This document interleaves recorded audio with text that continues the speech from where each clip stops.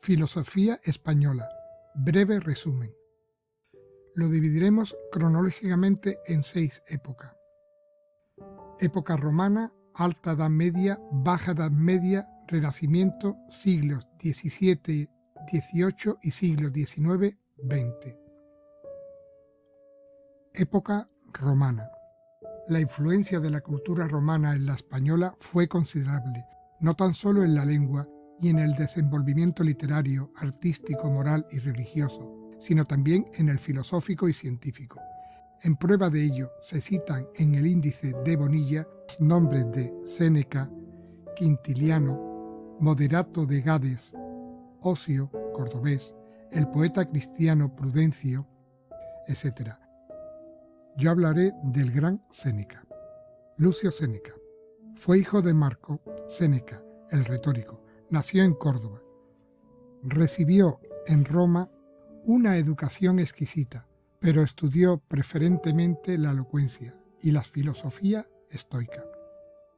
Así que la suya es también estoica y está contenida: a. en 8 libros de cuestiones naturales, b. en 11 tratados de moral o ética particular, c. 124 cartas morales de la misma orientación. La filosofía senequista no es un esfuerzo libre, creador de sistema más o menos bello, a lo Hegel y Bergson, sino una explicación profunda de las realidades y hechos morales, aunque el método y la base metafísica de su moral sea deficiente. Su influencia en los moralistas, ascetas, literatos, etc., ha sido enorme, porque su lectura, sin dejar un fondo de ideas muy rico, ni tampoco muy claro y terminante, produce el efecto general de vigorizar, templar y levantar el ánimo, más que la de ningún otro autor antiguo.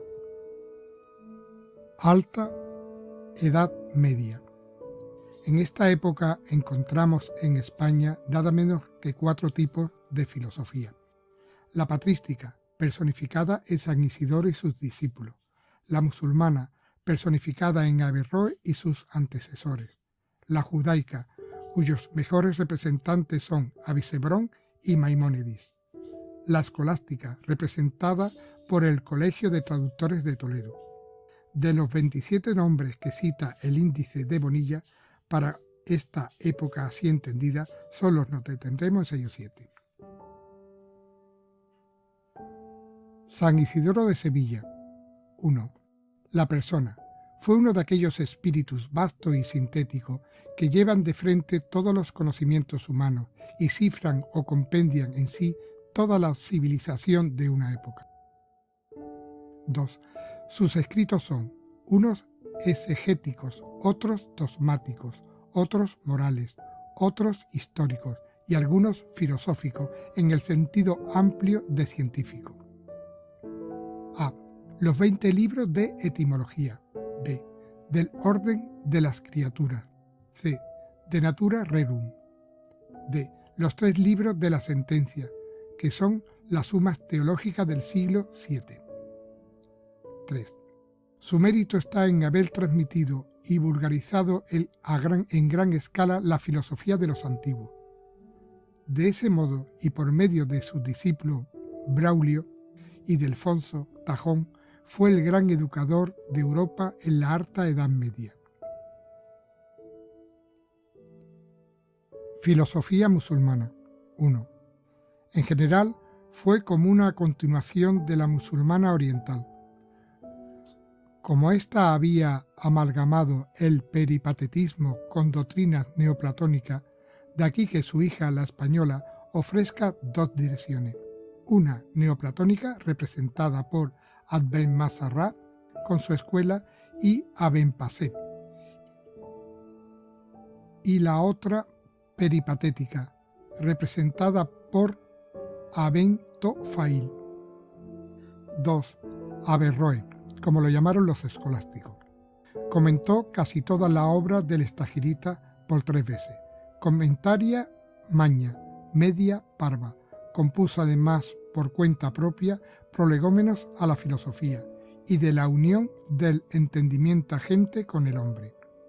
El averroísmo contribuyó al engrandecimiento de la escolástica y dejó en pos de sí una ancha, duradera y desmoralizadora estela con sus tesis sobre la doble verdad. Una cosa puede ser falsa en filosofía y verdadera en teología, con la negación de la inmortalidad del alma, como consecuencia de afirmar un solo entendimiento extrapersonal, monopsiquismo, con la eternidad de la materia, el determinismo psicológico y la negación de la responsabilidad. Filosofía judaica. Origen. El racionalismo bíblico de los caraítas, trasplantado a España en el siglo X y favorecido por el célebre médico Abderramán III, alcanzó notable florecimiento y produjo, entre otros, dos filósofos cuyas obras fueron también leídas por los escolásticos, Avicebrón y Maimónides. 2. Avicebrón. Nació en Málaga y se educó en Zaragoza.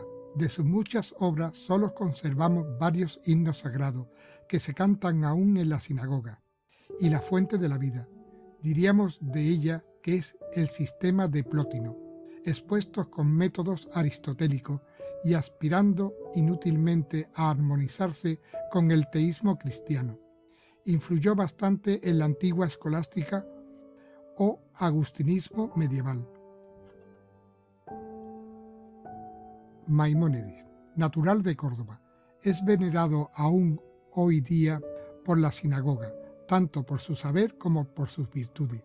De sus muchas obras teológicas, científicas y filosóficas, las que le han dado más renombre es La guía de los extraviados, que viene a ser un ensayo racionalista de conciliación entre el judaísmo y el aristotelismo.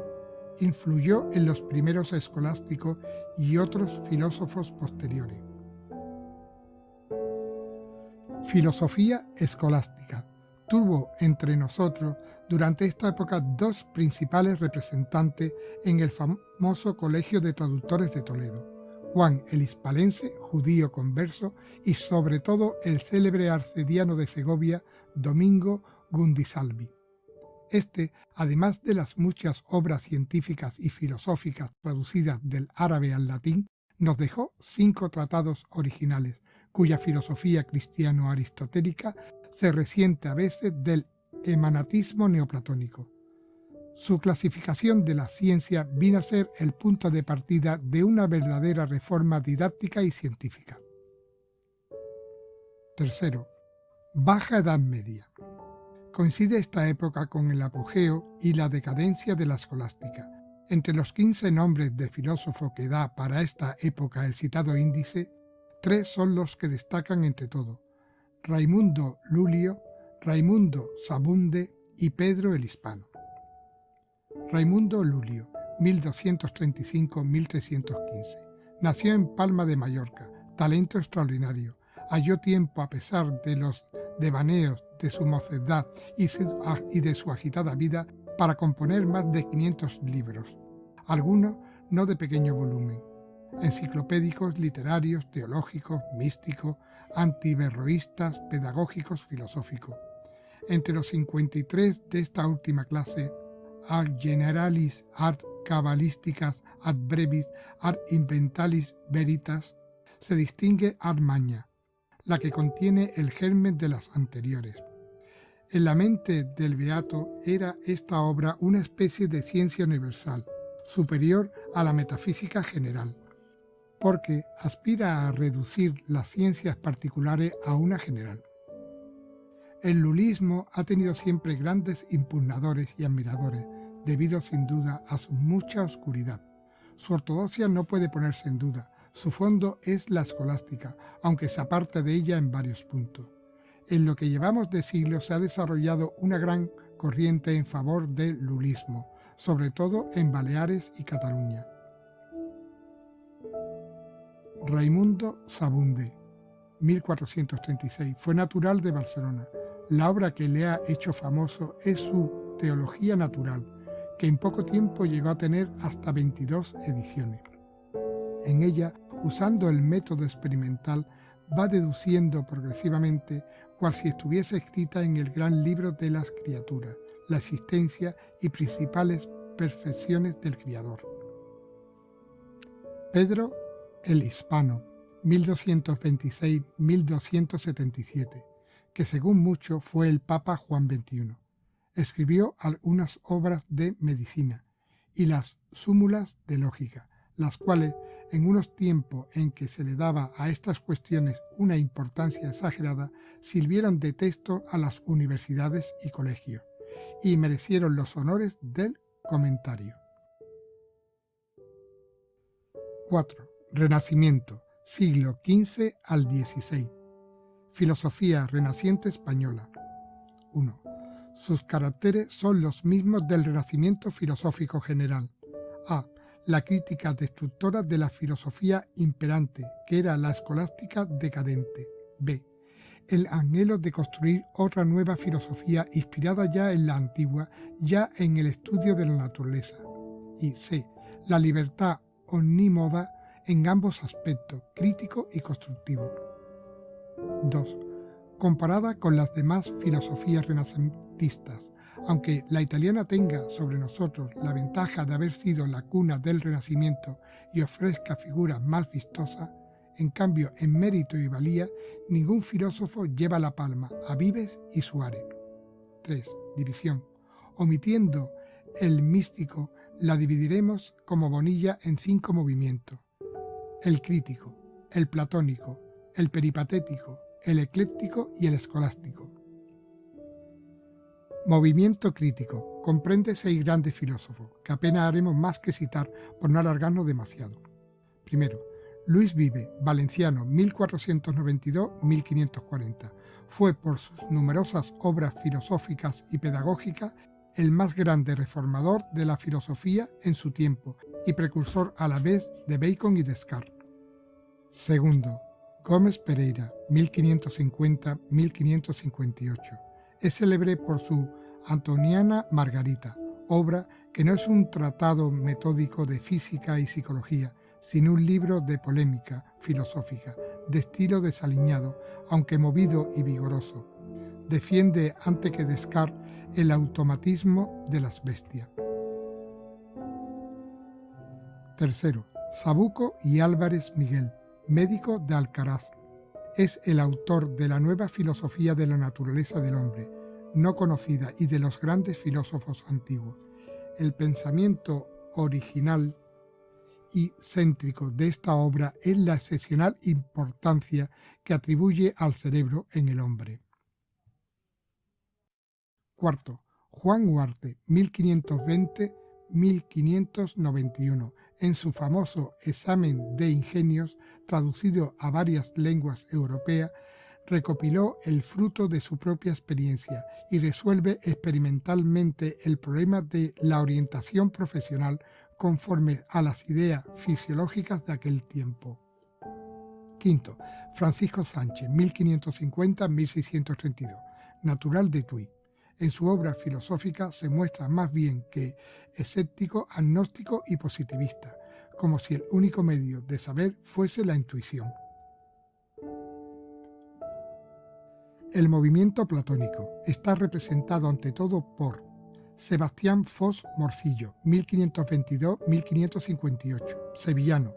No obstante, su muerte prematura dejó 10 obras filosóficas. Su intento es la conciliación de Platón y Aristóteles, depurados en el crisol de la revelación cristiana. Aunque propende más bien al platonismo, esbozó ya el método geométrico. Platónico se muestra también León Hebreo en su Dialogi di Amore, obra vertida a todas las lenguas cultas de Europa por su teoría sobre la belleza, que inspiró a muchos escritores de la Edad de Oro. El movimiento peripatético. Su más insigne representante fue, primero, Ginés de Sepúlveda, 1490-1573. teólogo e historiador de Carlos V. Tradujo la metafísica de Aristóteles y defendió como él el derecho de esclavitud, tratándose de los indios y demás hombres defectuosos. Segundo, a su lado puede colocarse Hernán Pérez de Oliva y Gaspar Cardillo de Villalpando. El movimiento ecléctico. También pudiera figurar en él Luis Vives y varios otros que incluimos como él en la dirección crítica.